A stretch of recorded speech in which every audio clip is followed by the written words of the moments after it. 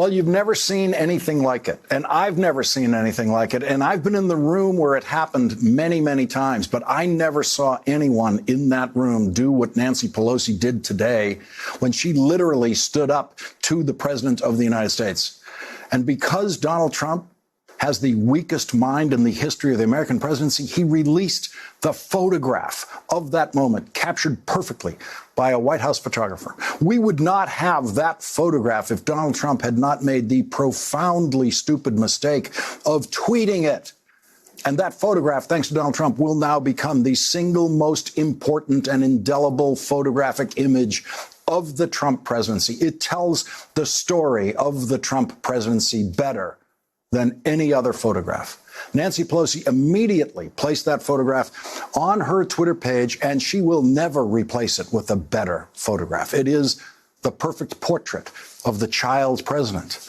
The Trump face is full of the confusion and fear of a 4-year-old boy being rebuked by an adult in the room full of adults who know he shouldn't be there. 50 years from now, school children studying American history will come upon this photograph, and they will instantly know who was in charge in that room, the adult standing and pointing at the pained face across the table. This is MSNBC's Lawrence O'Donnell explaining perfectly Trump's misguided decision to cement into history an image of him being completely belittled by Speaker of the House Nancy Pelosi. I mean, what's next? Is Trump gonna tweet out a photo of himself being smushed under her thumb to show how violent she is? That'll show her. But most telling about this whole thing is that, per usual, Trump brought it upon himself. He didn't have to release the image, and it's not like Pelosi had any photographers present.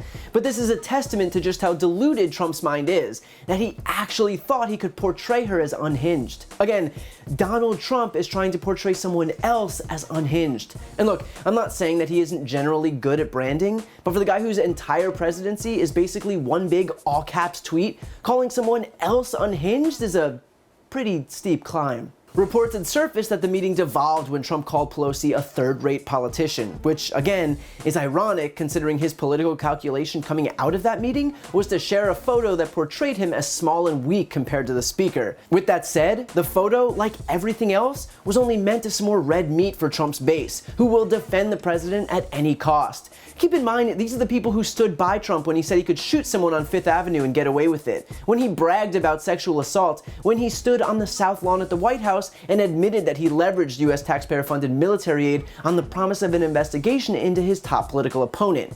But for the rest of the country, it's further evidence that all Trump has are his alpha male bullying tactics. And while they've been shown to fall short on countless occasions with men, they really don't work on women. Because while he's often physically bigger than them, attacks like those manage to make him look even smaller by comparison.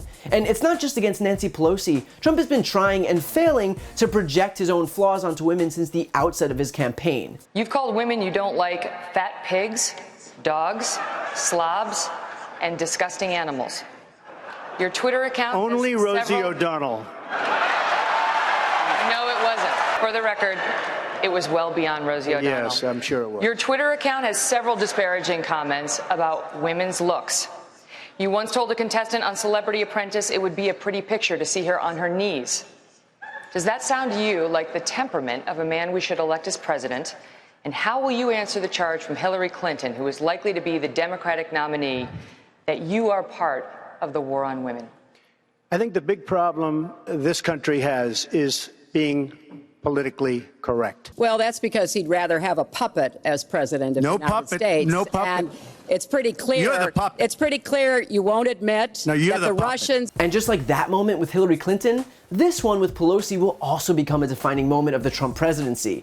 To his credit, Trump was right about being a master brander, only we didn't realize it would work out so well for the Democrats. But honestly, it should scare everyone that a guy who has such poor political calculus that he himself tweeted out a photo that instantly became famous for how weak it made him look is the same person who has our nuclear codes, who controls our military and is negotiating on our behalf. If he can't manage to not humiliate himself on Twitter, just imagine what missteps he's making when lives are on the line and international trade deals are being formed. It might be trivial in this case, but the principle of the matter, that his judgment is dismal, his tactics don't work, and he doesn't know how to govern, couldn't be more consequential.